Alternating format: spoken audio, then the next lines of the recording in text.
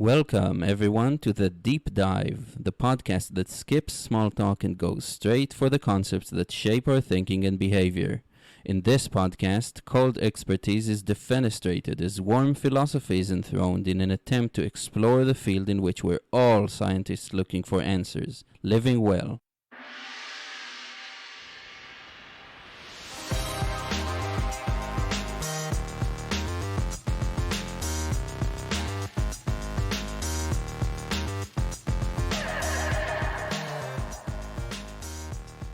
Hello, world, and welcome to another episode of the Deep Dive with Eyal Shai. I'm joined today by Nat Sharpe. Hi, Nat. Hey, y'all. What will you be talking about today? Well, a topic I think about quite a bit. It's basically, how do we love ourselves? How does Nat love Nat? How does y'all love y'all? And does that prevent us from loving other people more or less? Or does it help? Does it hurt? And I want to kind of go into my background a little bit of how I was raised and different things that have contributed to what I currently believe. Perfect. It's a perfect fit for the podcast then. If you don't mind kind of going back as far as you like in time and picking a starting point when you maybe have the first notions, maybe not even explicit idea, but feeling of love towards yourself. What's the relationship there? Is it present? Is it not present? And what are some of your earliest thoughts on the concept? Interesting. Well, I guess one of my earliest memories isn't so much a feeling of love, it's more the absence. And that was when I was probably about 2 or 3, and I had a pacifier, I would suck on, ever since I was a baby. And then at some point, my parents decided I was too old for it. So they started, what they did, and they probably read it in some book, but they would take scissors and they snipped off the very end of it. And then every day they would snip off more and more and more. So eventually there was nothing to suck on. And I just remember the one point in that process, like just crying my eyes out and just feeling, I think, betrayed, feeling betrayed and helpless, feeling betrayed and helpless. And I think that was, that seems symbolic somehow. It's definitely stuck with me. But it's like that was like a way I had of loving myself, maybe. In a very concrete way. It was a very, yeah, I think that really is key, because it's like I had found this way where I basically, was giving myself this thing that I wanted, this comfort, and then it was taken away by this outside force, and I basically I had no idea what to do. I had no idea how to replace that.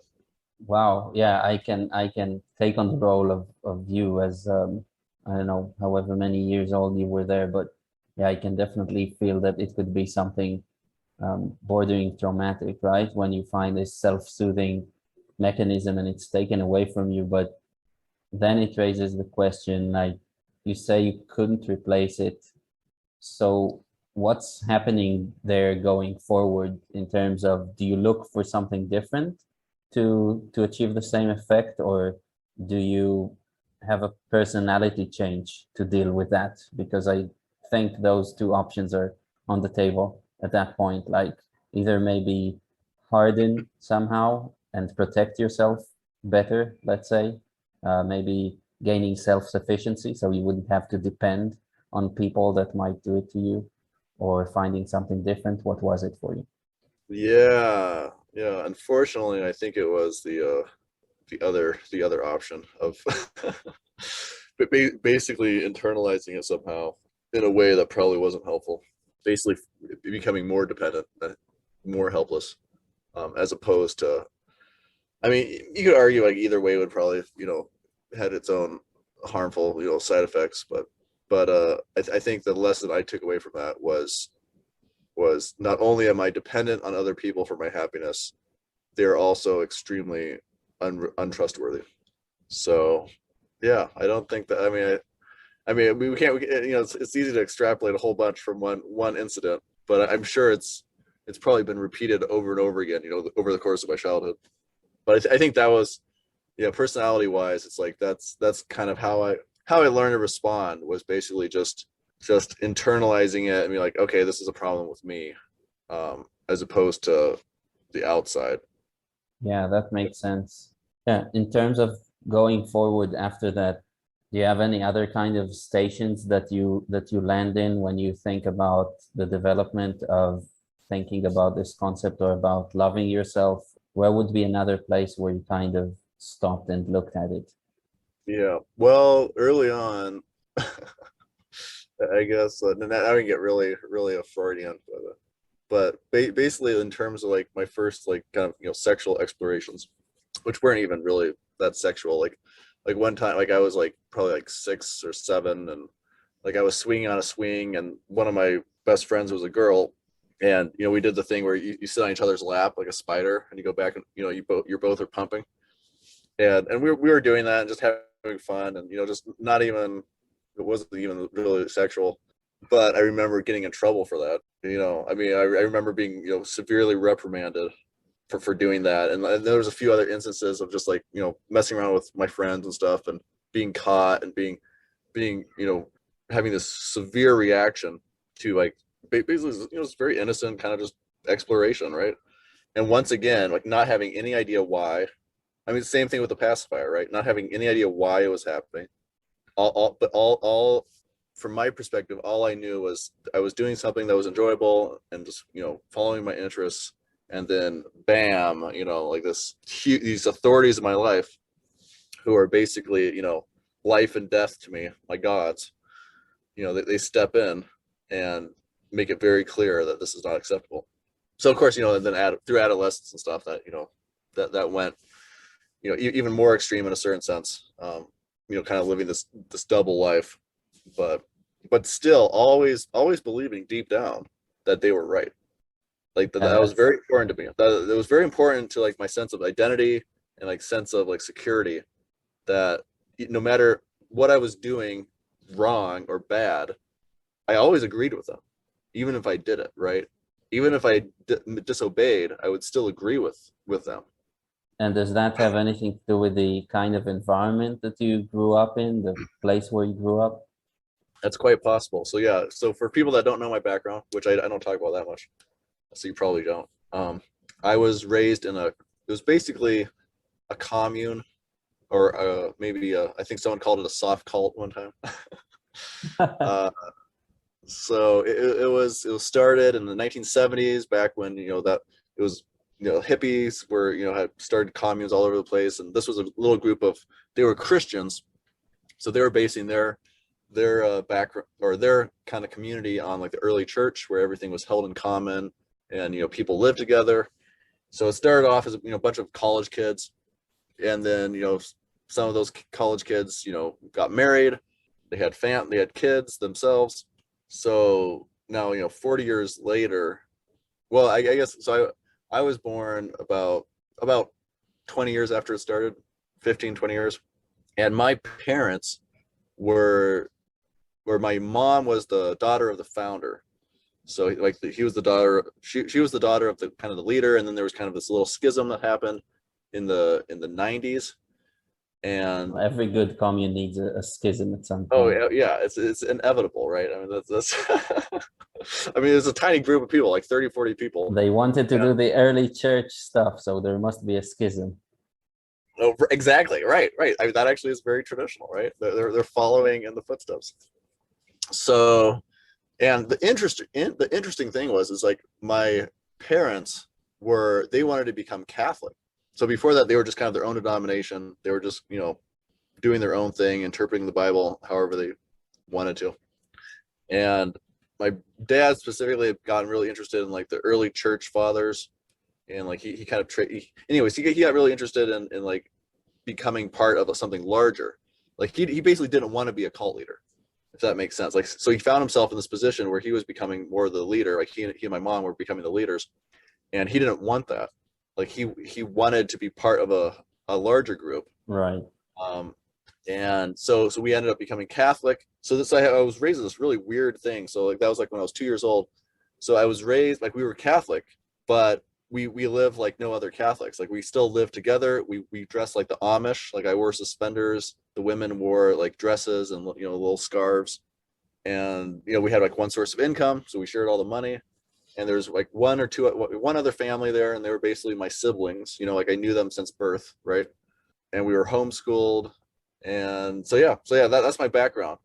It was So basically a lot of authoritarianism in terms of yeah, it religion was as well. I mean, religion itself right, is not very right, forgiving about asking questions and so on. So that kind yeah, of ties back to the background you gave before with the, you're being told what to do and not having a lot of say against it. right. And there's definitely certain areas where it was stronger than others, and that's why like I don't consider it a cult, because it wasn't as controlling. It's like a spectrum, right? Like some families are cults. Some families like are so controlling, like the kids can never leave. It's just like oppressive. Right. Uh, so it's somewhere in between there. I think the most powerful effect of that though is just being with a bunch of other people that believe exactly the same thing as like your parents or you do. Like that is like I don't know if you've ever read Cialdini.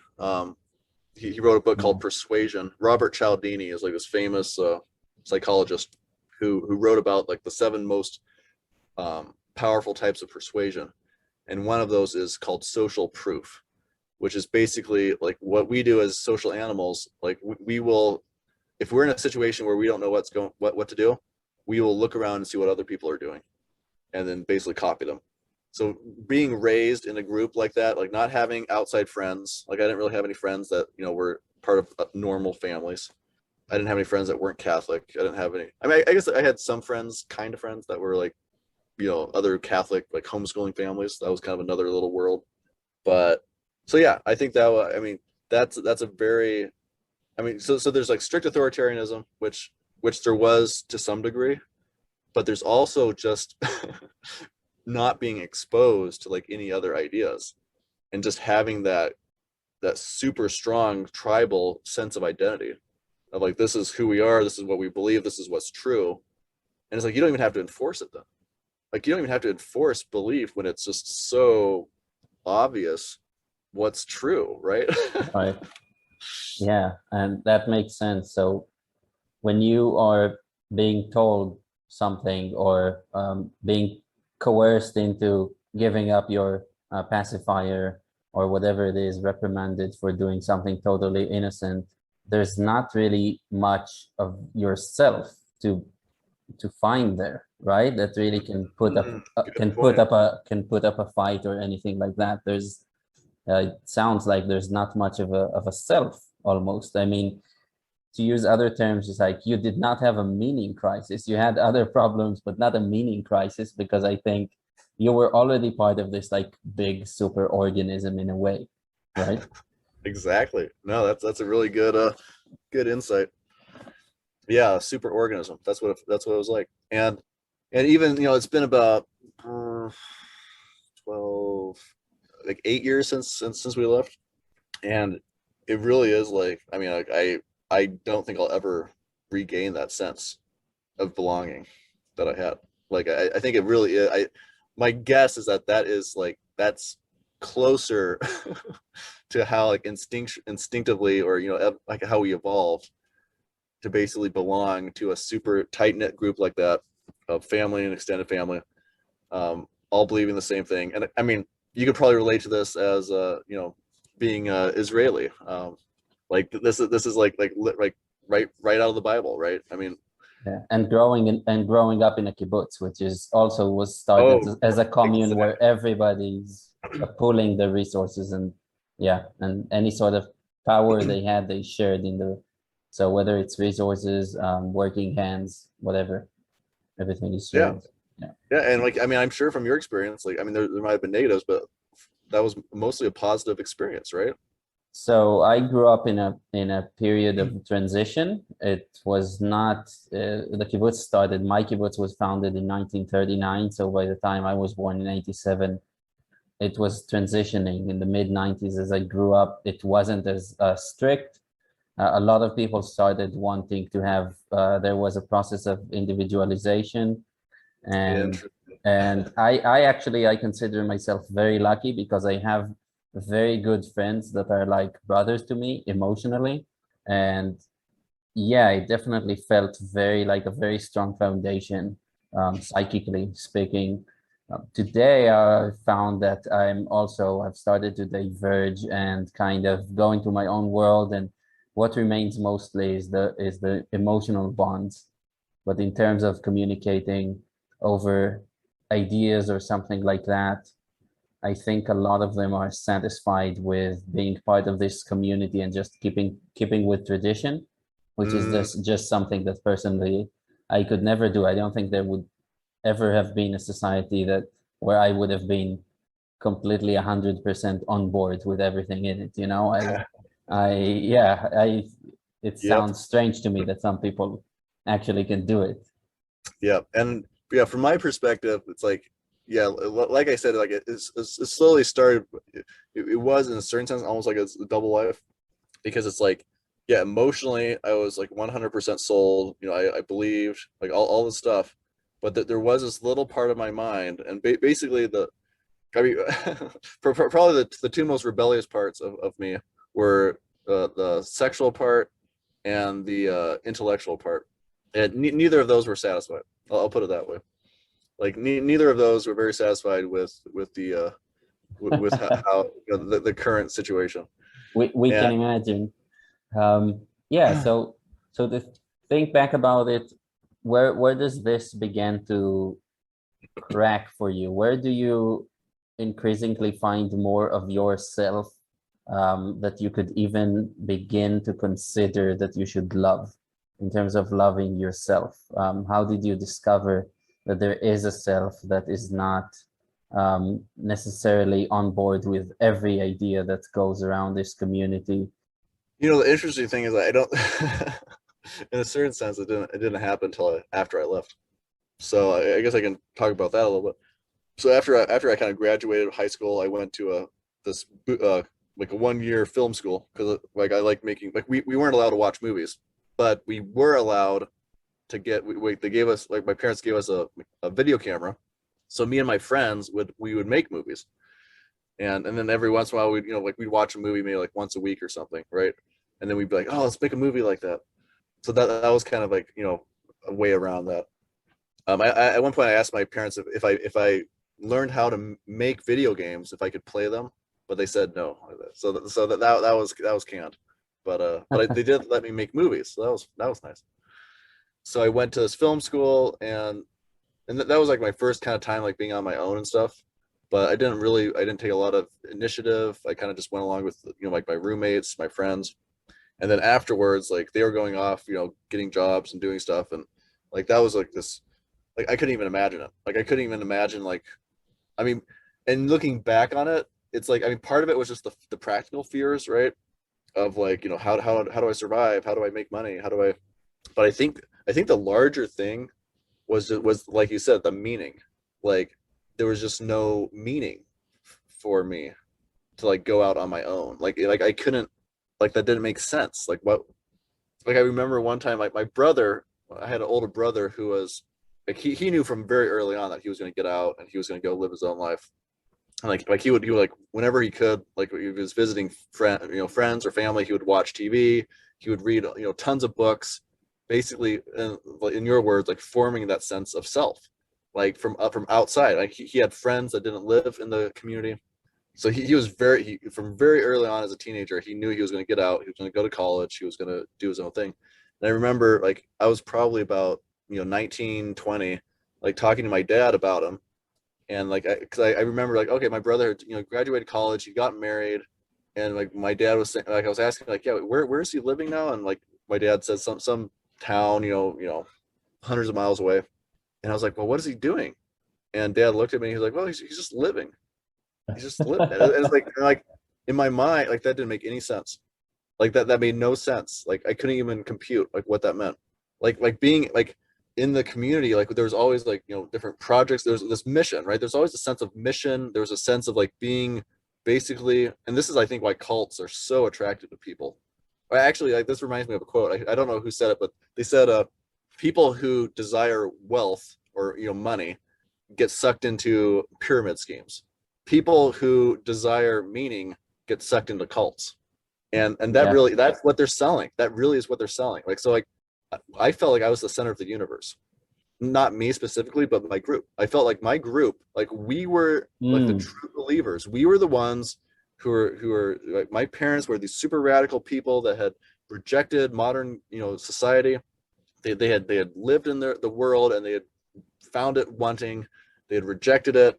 They had formed this, crazy radical group that was, there was always a little bit of sense of persecution, even just like from misunderstanding, people calling us cults, and like we would talk about, all these, the, I mean, it was there was a strong sense of us and them. right. And it was a fascinating thing too. And this is where I'm really interested in, like, psychology, because it's like, I don't think my parents were pushing that. Like, my parents would come out and say, like, we don't believe this is the only way to live. Like, they were part of this larger group, the Catholic Church. So, and they didn't believe that other Catholics needed to live this way. But being a child and being raised in that group, like, I was becoming more radical than they were. And like, and some of my siblings were the same way. They were becoming more radical in a certain sense than my parents. And then Right. there was other ones, like my brother, who was just like, no, screw this, I'm out of here. So that, I thought that was very interesting. Like, that the difference between the founders of a group and the children who are raised in the group, and the difference, in psychology there. So then going back to, like, after like film school, I just went back. Like, I was like, what am I supposed to do? Just go live? Like, what does that mean? Like, wait, so looking back, I like, follow my own desires. Like, what? Like, there's no meaning in that. There's no, like, I'm not allowed to do that. There's no, like, that doesn't make any sense. What are you Hmm. talking about? So I went back and I basically did what my parents wanted me to do. So I worked in the business. I did jobs that they wanted me to do. I wasn't really happy, like happy, but it's like, at least I had that sense of belonging and meaning, right? Yeah, that's fascinating. First of all, I think we talked about it before in private, but yeah, there's a tendency for people in tight-knit groups. It's either you get out, or sometimes for the younger generation, it's not enough to tell the parents or other major figures in their life, like, I'm 100% with you. Sometimes it's on the younger generation to be 110% into that, and then there's this process of radicalization. I think it's common in many groups. Hmm. And yeah, I think David Deutsch talks a little bit about, or not a little bit, a lot of his work is about how creative people in tight-knit groups with illiberal agendas use all their creativity to become more illiberal, make less scientific progress, and just go deeper and deeper into the faith thing, to prove themselves worthy of being belonging in the group and eventually taking over as leaders. So Yeah. that's just a side note. Um, Wow. Oh my gosh. Yep. Yeah. That makes sense. That reminds me of a or Richard Feynman quote too, where he was talking to these Orthodox Jews in New York, and basically, like, these super smart young people were coming to him and asking him these questions, like, is electricity fire? Like, that was the big one, because the Sabbath rules, right, where it's, you're not allowed to use fire. right.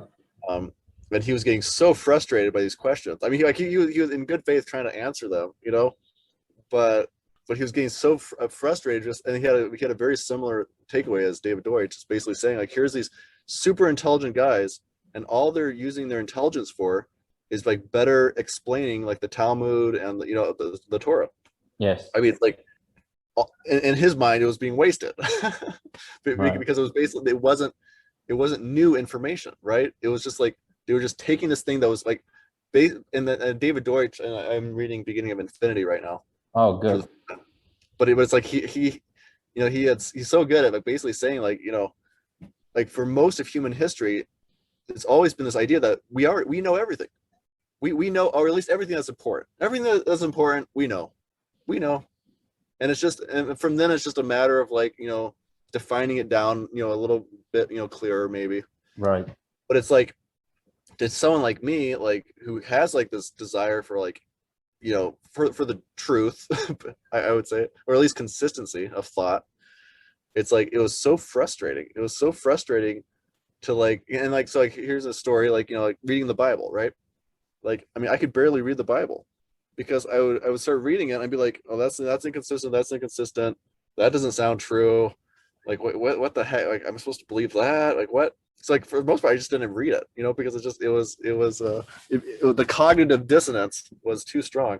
And I remember like at one point, like talking to my dad, and basically like, for example, like say in the, well, so Old Testament, there's you know, like there's two different accounts of creation, right? Yeah. Like there's two different accounts. Like what one, the, you know, animals are made on the second day, and the other one they're made on the third day, or I mean, it's just like, and they're like back to back, and you read it and you're like, wait a second, wait, what? Wait, which one's true? And and this is where, like, you know, in every religion has a, or you know, denomination has their different, you know, ways of, you know, you know, handling those issues, right? I mean, it's so frustrating how good they are. And like with my dad, like he would basically say, so certain things, of course, certain things were poetic, right?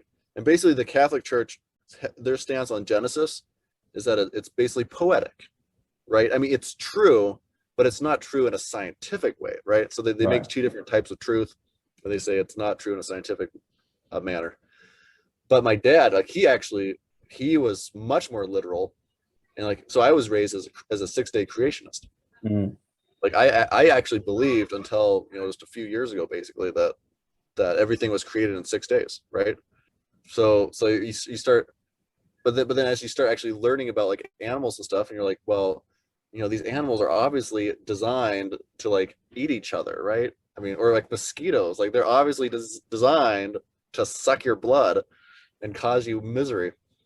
Right. And so then you have to invent things like, well, you know, the mosquitoes were actually, you know, they were, you know, designed to, you know, suck nectar.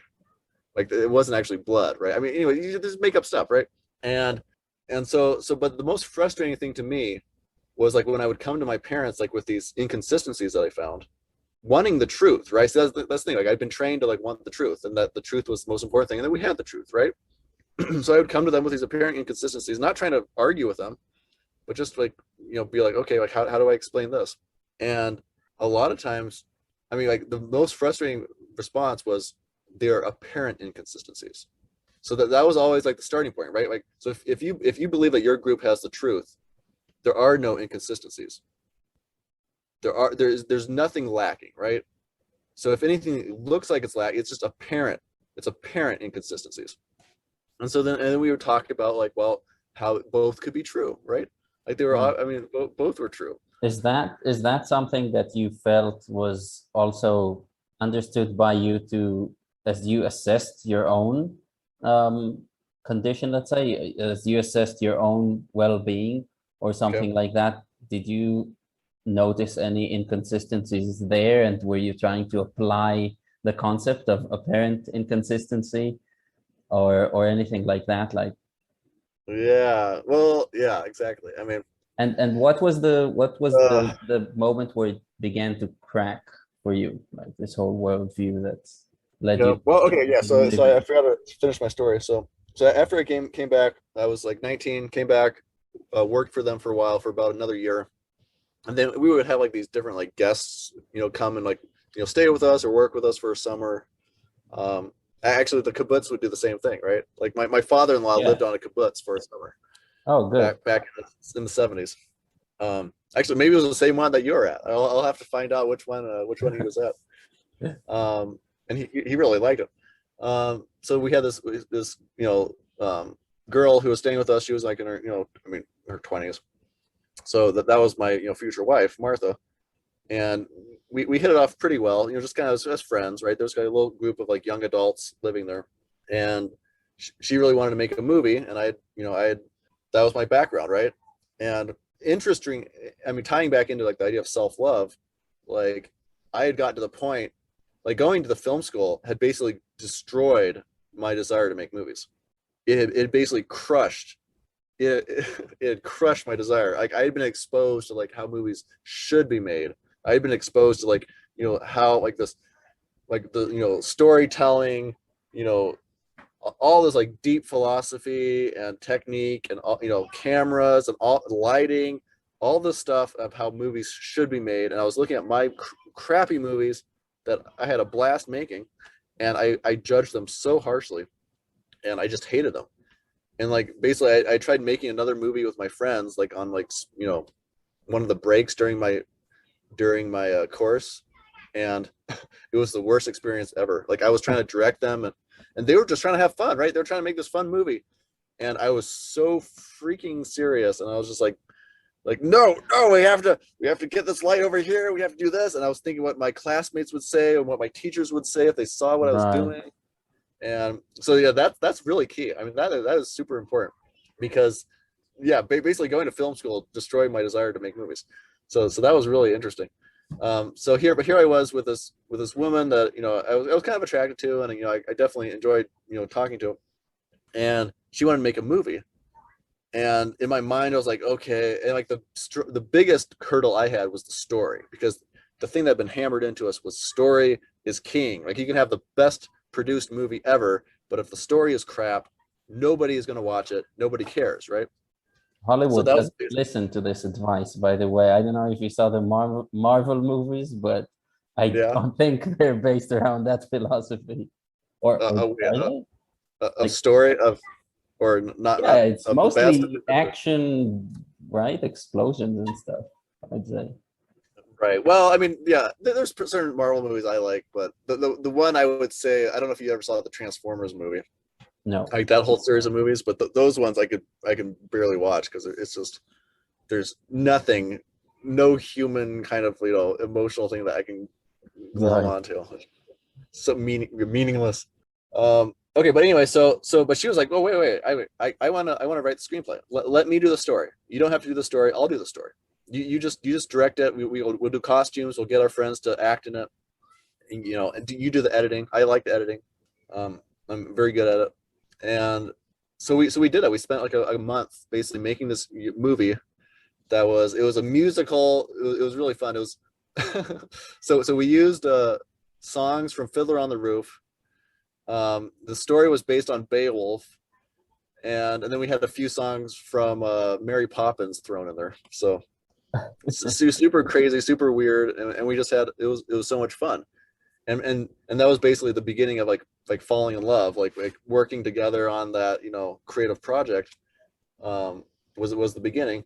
So then we got married, and then about a year later, you know, that we got married later that year, we had our first daughter. And then about a year into our marriage, like Martha was basically starting to kind of like butt up against like the authority, right? Like she was really like, she was having, up to that point she was having a blast. She was really enjoying being in the community, but she'd always had much more of this independent streak, right? Hmm. And as soon as we had a kid, like there started being a lot, like we weren't allowed to use disposable diapers. They had to be cloth diapers. I mean, there's those kind of interesting little like rules that kind of came out, that she felt like she wanted to decide on her own, right? Like she wanted to have Right. more, or what color to paint her house, or, you know, all these different things. Like we were living on this compound, right? About 20 different houses. So she was starting to butt up against that. Like I was doing my thing, which is basically saying like, the language they used in community is called coming under, right? Like you would come under the group, right? Which Hmm. basically meant you submitted your desires, your will, for the sake of the common good, right? Right. And they definitely didn't want people to be unhappy or miserable. So that was part of like it was almost a double bind in that sense. It's like you had to submit, but you couldn't be, you had to be happy about it, because Right. if you're miserable and crabby, like that would affect the group, right? Like Yeah. so it's like it was that's the thing. Like I got really good at basically submitting my desires and my will in a way that, yeah, it was like I was happy enough. I was happy enough to keep going. But Martha wasn't. Like she was not willing to do that. She was like, no, screw this. Like this is not what I signed up for. And basically the community kind of felt the same way. They're like, yeah, well, maybe you should take like a few years, like, kind of live on your own, kind of experience what it's like. Because, once again, like, I'm not making money. I got married without a job, no money, no skills. Like, it was insane. Like, what the hell was I doing? And not only got married, I also had a baby, right? I had a kid. So I remember sitting there on the couch, like, basically when they had decided, like, oh yeah, okay, the community's kind of going this direction.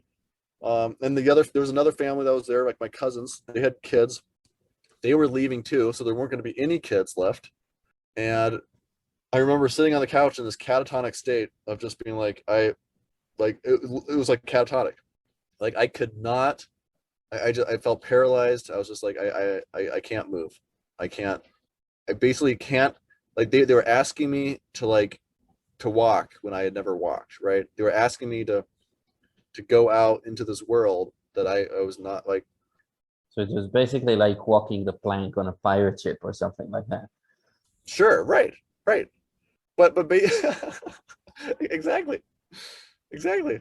That's what it felt like. But it's almost like, but like all the pirates were like my friends and my family, Yeah, and they were saying like, "Oh, you'll be fine, Nat. You'll be fine," and they were all acting like it was normal, and I was basically saying like, I can't swim. I can't. I'm gonna die. There's sharks. Like, what the hell are you doing? that's amazing. That's amazing.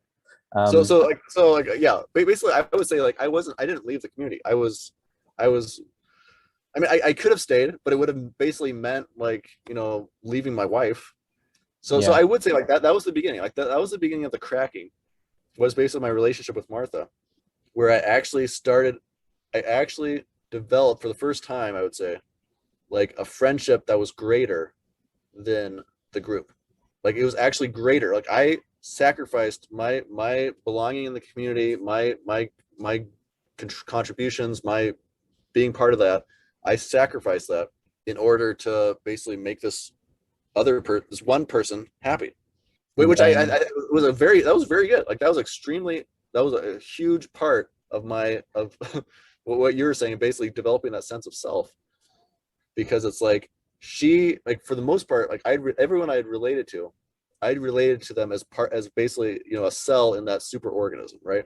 right. Like, I would always, like, if they had questions to me about like philosophical questions or whatever, I would just tell them what the community believed. I would tell them what my parents believed. But it's like And Martha, for the first time, like, that was someone who's interested in me specifically, and she didn't care about the group. right, I was gonna say if it's maybe it's through Martha that you actually were able to see yourself as someone different, and maybe if you put yourself in her shoes, then you had this kind of reflexive view on yourself where you actually see yourself as an individual for the first time, because she fell in love with you, not with the community, you know and she loves you, not the community.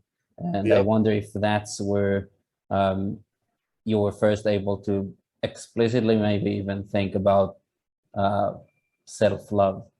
Yeah. No, I think it was key. I think it really was, because yeah, actually before that, I said I was happy enough or whatever, but before I started like relating to her and kind of like the whole, like, we didn't call it dating. It was courtship, right? It was very formal, and uh, but just the best type of dating really is just to live like every day. We saw each other every day, Yeah, in very casual kind of like circumstances. Like, we'd eat, the group would eat meals together. We would do activities together, different types of the day. So it's like, I mean, that really was like the best way to date. there isn't the pressure of like Right. we're both here for the explicit goal of being together, and I have to present myself as X, which might not be my real self. um Exactly. Yep. In yeah. fact, I was so nervous. Like, the first time, like, we went on a real date, like, to this restaurant. Like, my nerves were so high. Like, we were sitting there trying to eat, and I felt like I had to throw up, and I ran to the bathroom and threw up in the bathroom. Like, I was Romantic. so, exactly, yeah. I was just like, but after that, we realized, like, well, what the hell are we doing? Like, neither of us even enjoy going to restaurants. Like, why do that? Like, so we go for walks, or we would just sit and talk, right? I mean, we basically found what worked for us, and we didn't have to like try to like impress each other. It took me a long time to, finally realize I didn't have to actually, impress her. Like I like, or I basically impress her in the sense of like, the external idea, like what romance should look like, right? Right. You Like didn't. I would do these great acts of like, romance, like write these poems or do these things, and she'd be like, "Oh, that's nice." So yeah, whatever. I mean, No, I mean, it was I think that a lot of what we do in life is definitely influenced by what we see and hear, and to each one of us there is sort of an aesthetic to living well, an aesthetic of love, you know, and it's what we Mhm. got the ideas from, be it books or anything like that. And I think it's a big thing that we could do to ourselves is to actually let go of these assumptions, of these aesthetics that are related to these things, and surprise yourself, basically, right? Think of love as an abstract thing, and Right. that doesn't have to do with specific activities, or think of living well as an abstract thing that doesn't depend on having a certain job. You Right. know, Well, yeah. I mean, what you're getting at though is basically, and this goes back to the self love thing. It's like this trusting yourself, yes. or like what I had. It took me like probably a couple of years to finally realize with Martha, like she was actually interested in me.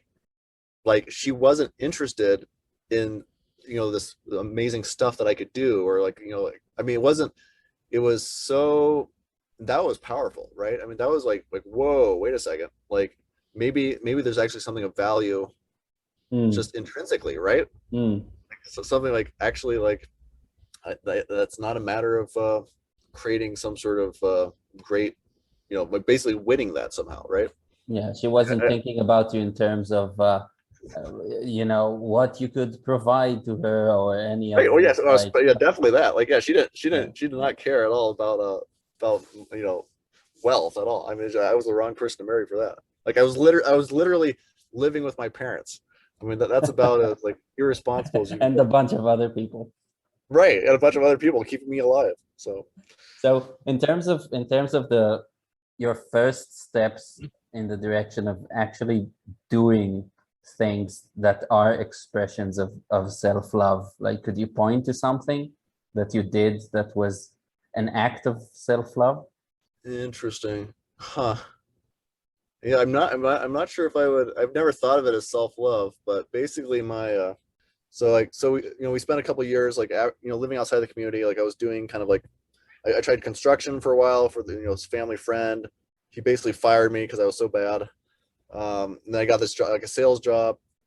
Still, we still weren't making very much money. We were below the poverty line. Um, but I started reading about sales, because I was doing sales, and that's when I read Robert Cialdini, and trying to learn about persuasion so I could try to like make a little more money, right? Um, and basically he started. I mean, I guess in a certain sense, reading and basically starting to pursue like psychology or kind of my own education like that. That was self love. Like that was basically saying, okay, here's what you're interested in, and letting myself like buy these books, read these books. No one was telling me to do it. It was all on me. And basically the like that book was one of the keys. And basically like I'd already left like the community, so like my faith, like even though I was still Catholic, in a certain sense, like my Catholicism had always been tied into that certain flavor. So like once again, I looked at the other Catholics and it was kind of like looking at my brothers, like, well, okay, they go to mass every Sunday. They they say they're Catholic, but they're not real Catholics. They're not like I was, like they don't have that. Like I mean, what's the point? I don't want to do that. So I was at this kind of crossroads, like kind of realizing like if I was going to be stay Catholic, I would have to basically create my own meaning out of that in a certain sense. I would have to like do more, I would have to make it my own, right? That's what they say. Make it your own. And I wasn't really interested, but I was interested in like, making money because we were super poor. So I was reading these books on psychology, and he basically like the tenet that I glommed onto was that humans are irrational. Humans, like we are actually irrational. We're driven by our emotions. People do not buy for the reasons they say they buy. They buy for emotions. They buy because they trust the salesperson. They buy because they want the feeling that buying is going to give them. They don't buy because of reason. Right. And there's different stories in there, like, showing like these different examples, right? And it just made me, it basically gave me a way of seeing how I was raised as false without having to rebel against it. And that was really interesting because it's like, I mean, like my brother had basically kind of rebelled. Like he'd rebelled and basically, said, I don't really want anything to do with this. And I think that's the normal kind of reaction, is just to rebel and throw it all away, right? Right. Yeah. But I had experienced these really good things, and like I didn't want to throw it all away. I didn't want to like shut off my parents. I didn't want to, and realizing like psychologically, like my parents could basically have lied to me without having any maliciousness. Right. Basically, just I'm or just realizing their like belief is not necessarily built on reason. It's an emotion. So like I was able to basically see my parents as these people that are sincere and believe these things, but completely wrong. And I think that was really, that was powerful. And that kind of whole process like basically led me to the point where I stopped being Catholic. I mean, I got to the point where I realized, you know what, based on the evidence I'm looking at, based on these people I'm reading that I that are more logically consistent, like I don't think it holds up. I just don't. And and and and basically like the loving myself in that sense though, like was doing it in a way that that kept those relationships there. Like I basically told I started with Martha basically saying like, I feel like I'm going this direction, and she was still very she still is a very devout Catholic. Like she still believes it. She Mm. My parents are, but I basically shared it with them. Basically say like, you know what, I'm not I forget how I phrased it, how I put it, but that was real. I mean, that was really hard to do, but I think that was one of the first steps of like, because it would have been so easy. And like once again, this is kind of what I was doing when I was in the community. Like whenever I would have like these doubts about like, well, is this true? Like I would very quickly just repress it because I was Right. like, shit, because I was smart enough to realize where that would lead me, right? Like Yes. either it would lead me to leave and be on my own, which was, like I said, that was like complete, like I couldn't even comprehend that, so I didn't even want to think about that. Like that was death. Or it would lead to this terrible double life where I basically was a complete hypocrite, believing this complete like false, basically my actions would be completely not lined up with what my beliefs were. And that was, and that was one thing I got from the community too, which is like the number one, like the Catholics have mortal sins, right? Like basically sins that you'll go straight to hell for. Yeah. But from the community's perspective, the only mortal sin that the community had, can you guess what it was? Wow, that's a good question. What is the one unforgivable sin? I'm not sure. I'm not sure. Is it something obvious? Like it would be easy to guess, or I don't know. I don't know. oh, the But one mortal sin. I mean, from I mean, I would say this applies to a lot of groups too. I don't think it was specifically this community. So what? It's like announcing, like being an apostate or something. Like No, no, because like once again, like I left, and then they still relate to me. They still talk to me.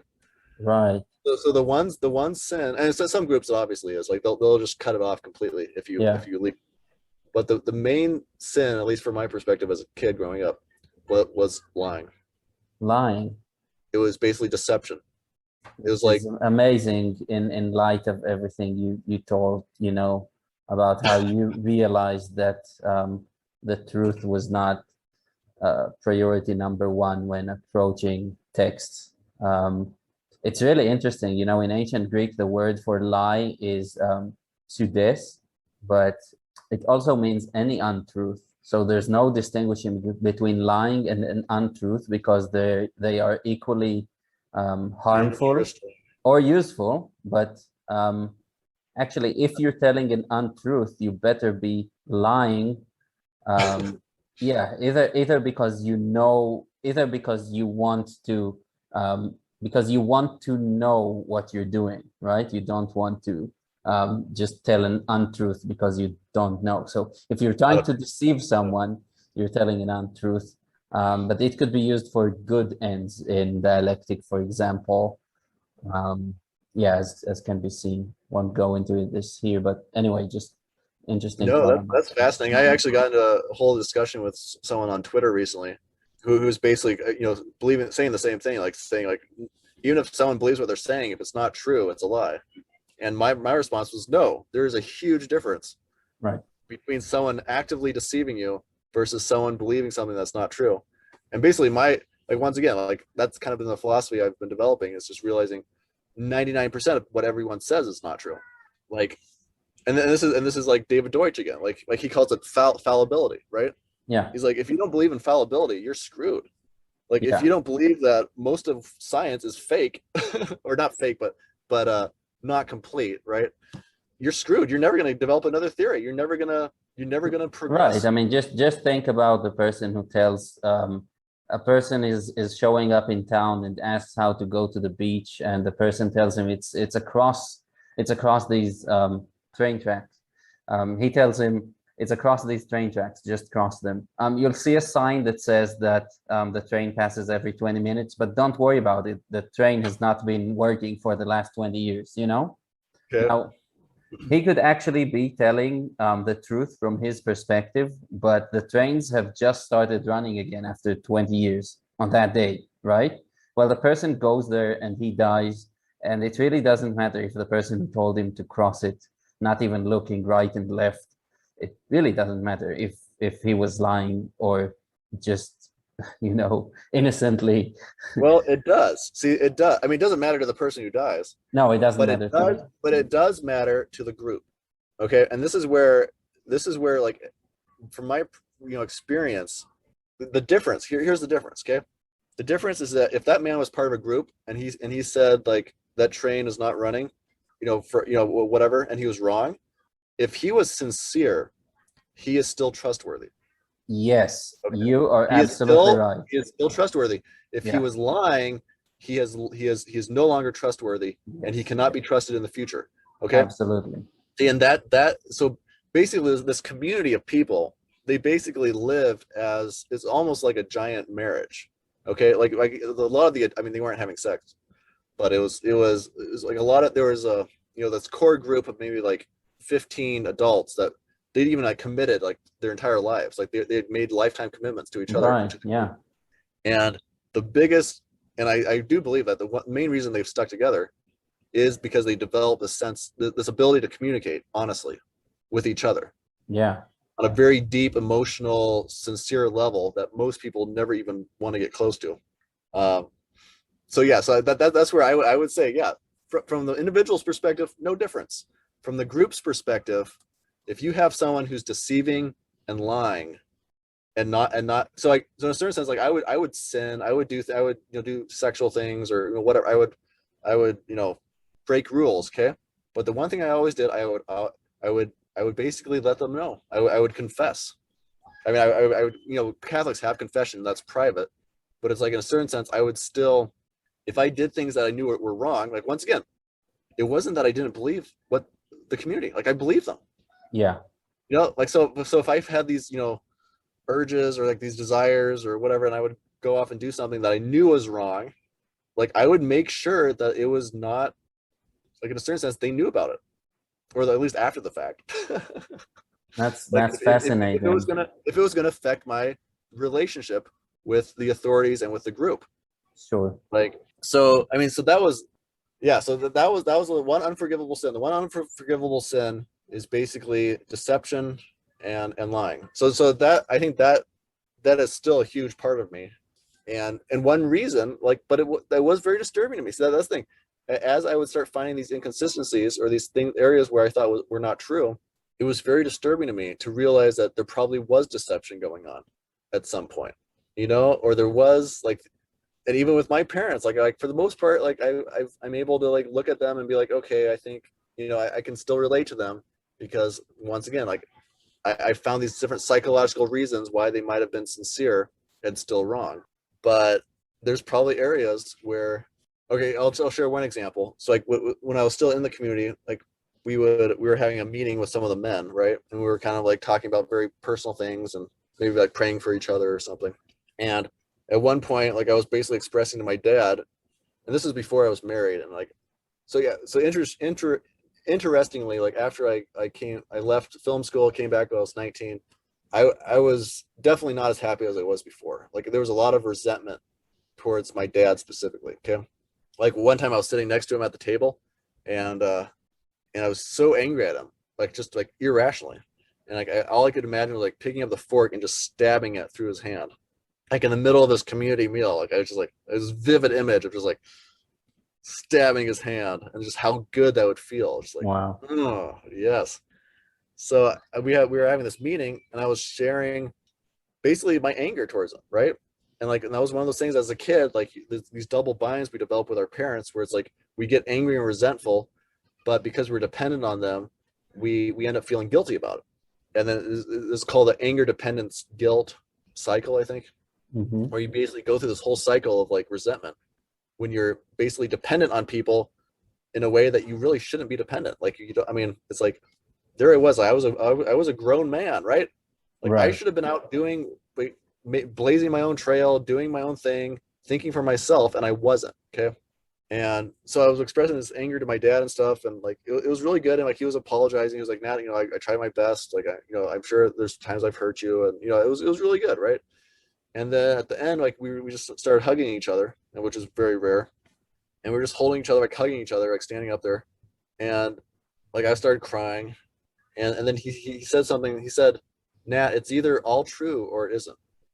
And it was it was nice. We parted ways, and but that line he said, like that was like that was like this key that let me like let go of my anger towards him, because it was like the first time in my life, in my memory at least, that he was actually admitting doubt.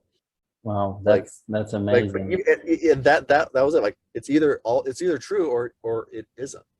That or it isn't Right. was And so like it was living like a tiny crack this in the tiny crack. door, you know?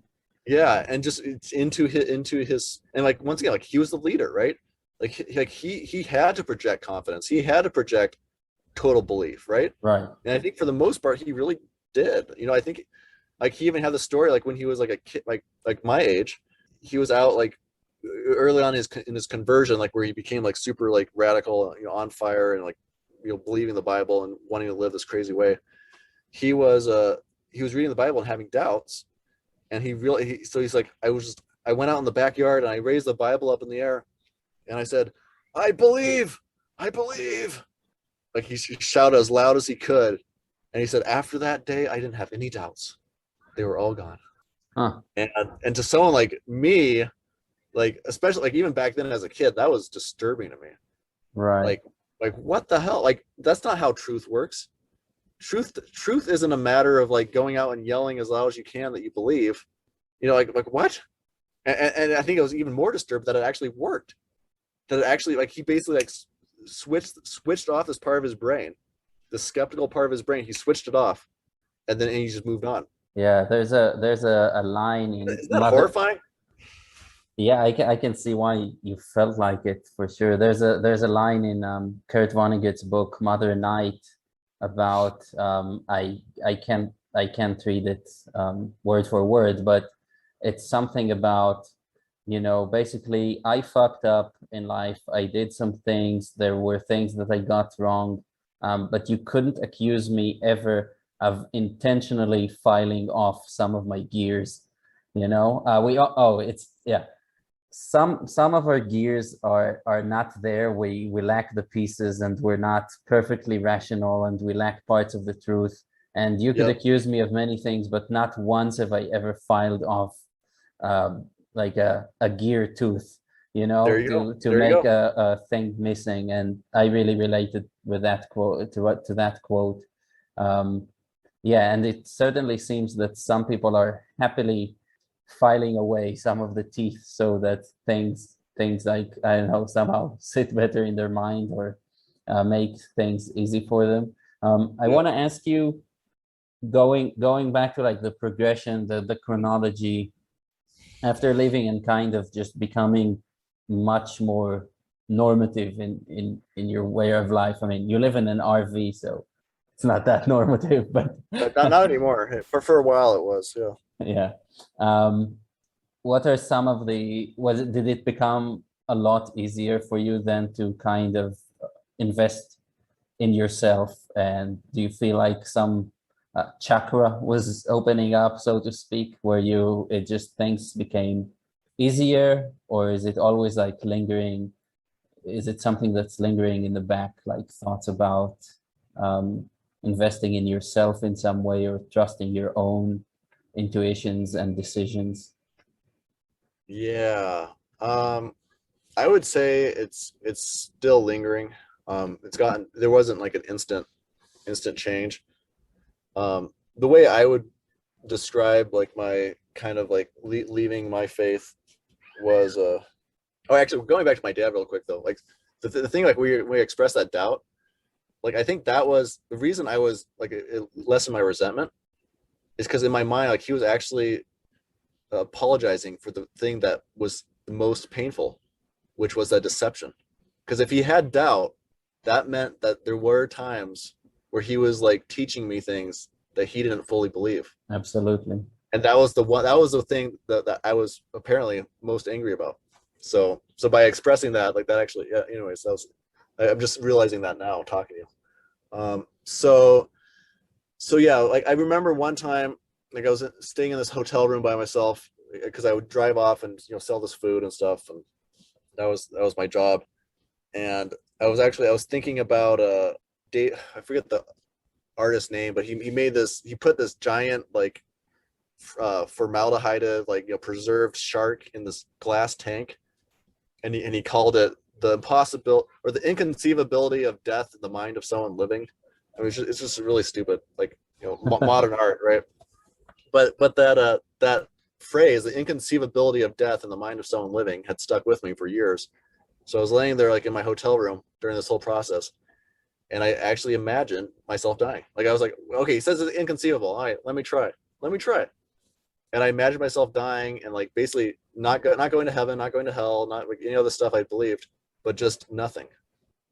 And I was lying there and I just started crying because I basically realized. I mean, it was like the first time I had actually admitted I was going to die, like that it was going to end. That the most likely thing was that it was going to end and there was going to be nothing, and that was it. And basically it was just like this. It was maybe self pity in a certain sense, but it was like basically mourning. It was realizing that if I didn't cry now, like I wouldn't be able to cry later. Like I there, it's like it was gut wrenching. It was just like so horrifying, but it felt true. It felt like I think this is it. So that was definitely a key moment. Another thing I did too, which was interesting, is like I would go on Reddit and I would read stories of people that left the Mormon church. Hmm. And it was so interesting because the Mormon church, like emotionally, I knew they were wrong. Like I knew it was wrong. It was based on like some guy that lived like 100 years ago, totally inconsistent, totally Like he false. was a convict, right? For Yeah, fraud. yeah, right. I mean, yeah, it seemed like, I mean, the evidence seemed pretty clear to me as an outsider that it was fake, right?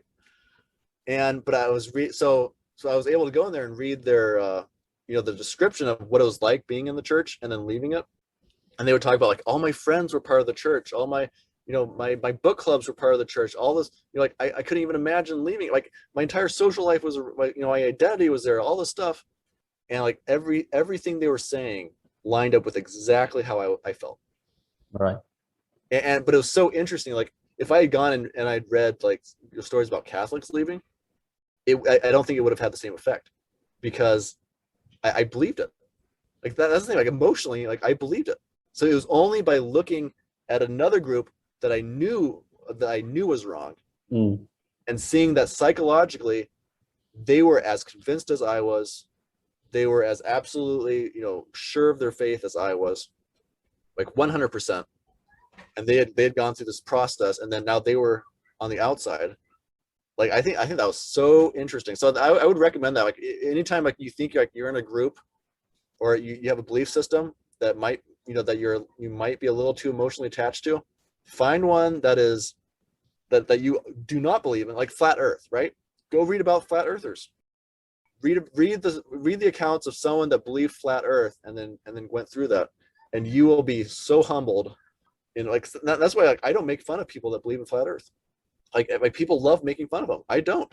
Like if I was making, I know exactly what that feels like. Like I'm not gonna make fun of them. Like those like they're sincere people, smart people who are like once again, like David Deutsch said, using their intelligence to prove something that they believe instead of like using their intelligence to disprove what they believe, right? They're using their intelligence to confirm what they believe. And that is such a normal human thing to do. And everyone that hates that's what gets me so disturbed. All these people that hate flat Earth, like if they were born like 1,000 years ago, they would all believe it too. Like they would all believe it. Like all the just because like it's mainstream now, like these like believing the Earth is round is a mainstream belief. Most people don't believe it based on their own evidence or reasoning. Like they believe it because they were taught it. Like so in my mind, like that's kind of just a side rant, but it's like all what I found is that by actually like going into the psychology of like belief, like what does belief actually feel like? What does it look like? And the problem is it looks the same and feels the same no matter if it's true or not. Right. That's fascinating. Yeah. We're gonna give like a final push towards the finish line soon, but I do want to remark on what you just said on flat earthers, or whether it's anti-vaxxers, any kind of group today that is defying mainstream science. I think that a lot of the people that side with the science, it's not that they're not more right when it comes to reason and rationale behind the decisions. But they more happen to be on that side than they realized. And I say happen to be because they could have easily been on the other side. And I think that a lot of the people that become that use derogatory terms and mock other people, well, you might be right on the science side of things this time. But first of all, I don't think that there's enough scientific literacy among the general population, even those who trust the scientists still. Going down the route of denigrating people for what they believe is just lacking a whole other aspect of wisdom, which is actually how do I approach someone in a way that's beneficial to both of us? Because I would say it's even the opposite. I would say, or not the opposite, but I would say if you're using those emotional persuasion techniques or like relying on like name calling or different things, it means that you don't actually, you're bolstering a lack of faith. Like you are basically, it is a lack of faith. yes. And this is like there's like once again going back to the Mormons, like these stories I was reading, this one man, because they go off on missionary trips, right? Like every like they're like which I think around when they're 18 or something. Yeah. But this one guy, like he was really struggling with doubt. Like he was really struggling, like very intellectual, smart guy. He's like, this doesn't line up. This doesn't line up. Like how can I go be a missionary? Like I can't go preach. Like I feel conflicted. And guess what? Guess what the advice that he was given? Like they basically sat him down and they're like, okay, yep, that's understandable. A lot of us have doubts and things, but you know what? The best thing you can do when you have doubt is go preach. Go try to convince these other people. Go and he did it and it worked. And that, like, once again, that is so disturbing to me. That is so disturbing to me. But not just but the fact that it works though. See, that's the thing. Like I'm a huge believer in I don't know the extent of it, but like positive thinking or these different things that people talk about. It's like there is something to that. We really do have the power to influence what we believe in a way that's not based on objective reality. Like the fact that he would go out there and like try to convince people that he was right, and the fact that he actually ended up believing the words that he was speaking, like, whoa. I mean, that so I would just say, like, I mean, I would caution anyone that finds himself in a position where they're like trying desperately to persuade someone. I would say, like, you know what, there's some doubt that you're trying to cover up. Right. You might want to look at yourself and be like, okay, why am I trying so hard to persuade these other people? Yeah, that's yeah, I mean there's the story of I'm not really sure who the guy is. I can't remember his name, but right, a very famous story about a guy who ran basically like a conversion therapy centers or Oh, something. for homosexuals, right? Yeah, Yeah, yeah, and you know, before coming out as gay, and exactly. it's related. I think it's related to that whole thing. Yeah, so I'd like us to try and tie the loop on the self-love theme. And I mean, going forward or these days, like what are your thoughts about how do you apply it in your life? How do you see it being applied going forward? Yeah, my experience with like, trying to going out my own, basically leaving my faith behind. In a certain sense, it felt like leaving this warm, cozy, too small environment, but going out into the night and not finding another one. So that's been kind of my question or my quest the past like maybe 5-6 years is, does that, like, basically, can someone love themselves in a way that makes up for the loss of a group? Because I'm basically my tendency, like, leaving the, my childhood faith, like I got involved with politics for a while. I kept looking for, like, basically it was interesting. It was basically a bunch of like these kind of like middle-aged father figures, very super confident, super like smart, or at least apparently smart, successful men who are leading, like, different movements or philosophies. And I would like glom onto them for a while and be like, oh, finally I found the alternative, right? I found the answer. And then, but then slowly I would start finding the chinks and flaws in their thinking, and find where they were cutting off the gears, right? In order to be more persuasive. um, and I'd be like, oh crap, I guess they're not, they're not the right replacement for my father, or my God either. um, so that's been the past like 5 years of going through that, trying to find the person who, like, basically, if I follow them and they look at me and they approve of me and they say, Nat, well done, my good and faithful servant, right? Like, well done, son. Like, you followed my precepts. Yeah, And then basically then having that sense of, oh, I'm a good person again. right. Yeah, um that's amazing. so that's kind of got me, so like basically where I am now, like the whole sense of goodness, oh my god, like from all I can tell, like the whole sense of goodness, like being a good person, can only come from a group or an authority. Like, in my mind, like, if it's important for you to be a good person, you are never going to be free from what other people think of you, because like Wow, we have so much to talk about going forward. yeah, we might have to do another podcast. So yeah, that's where I'm at right now. It's just like, it's like being like, okay, now, I mean, like, how do I end up loving these parts of myself that I've been so, conditioned to think of as evil, or as bad, or as untrustworthy? And is that possible? And can I do it without getting sucked into another group where I'm basically outsourcing my sense of worth and love? And intellectually, I know that's completely unreliable and will screw me, but emotionally, it's like, I want that. Like, I want some group or some powerful figure to love me, so I don't have to do it myself.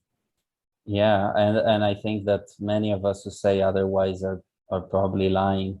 If we say that we wouldn't want to have this reassurance with us at all time. Yeah, so I just want to say that personally, I think it's something that we haven't discussed explicitly here, but I think the most amazing part of your story, um, even though it involves like these characters and this very untraditional way of life and you breaking away with it and doing all that, I think the most unusual thing here, if anybody was paying attention, is the fact that you managed to ever so gently and lovingly blaze your own path, but not at the expense of others, which I think it's amazing. Be it the community where you grew up, be it your wife that is still a believer. Um, that is absolutely amazing and hopeful and cheerful to me to look at, and that's one of the main things I'm taking from this conversation with you. So I really like that aspect of your conduct, and I think that it's exemplary of both self-love and love for others, you know. Yep.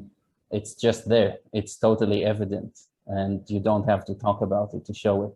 Yeah, now to wrap things up, I'd like you to first of all, anything you have to add in terms of something maybe we haven't covered, and then let our listeners know where they can follow you and see what you're doing, if that's something that you want people to see. Yep. I guess to wrap up is just, even though I'm still in the process of kind of searching, the one thing I feel most confident about, and I want anyone listening to realize, is that if you have any sense of self-hatred or lack of trust or love for yourself, it's coming from the outside, and you can safely ignore that. if you need to take if you need someone's permission to ignore that, like, you have my permission. I don't see any way that's helpful or useful in anybody's life. So I think that's a good starting point for anyone. It's just, no matter where you go, no matter where your path takes you, you can start by letting go of those negative feelings towards yourself. And yeah, I think I've really enjoyed this conversation. I made a few connections that I hadn't made before, so I appreciate you letting me talk about myself so much. Of course.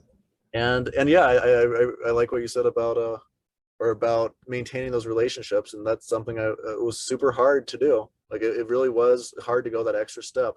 But I think that's the thing, is like, part of my self-love for myself is realizing that I do love other people, and I want to be loved by them. So it's finding a way of doing that while still honoring the other parts of me that want to think for myself and want to, blaze my own trail. So, but we'll see if it's possible. If you're interested in following along, I guess Twitter's the best place. I share all sorts of random things there. So that's Nat_Sharpe_, so 2 underscores. And that's, but yeah, definitely. So thanks a lot, y'all. This has been fun. So Thank you, Nat. It's been lovely, and until next time. alrighty, have a good night. You too.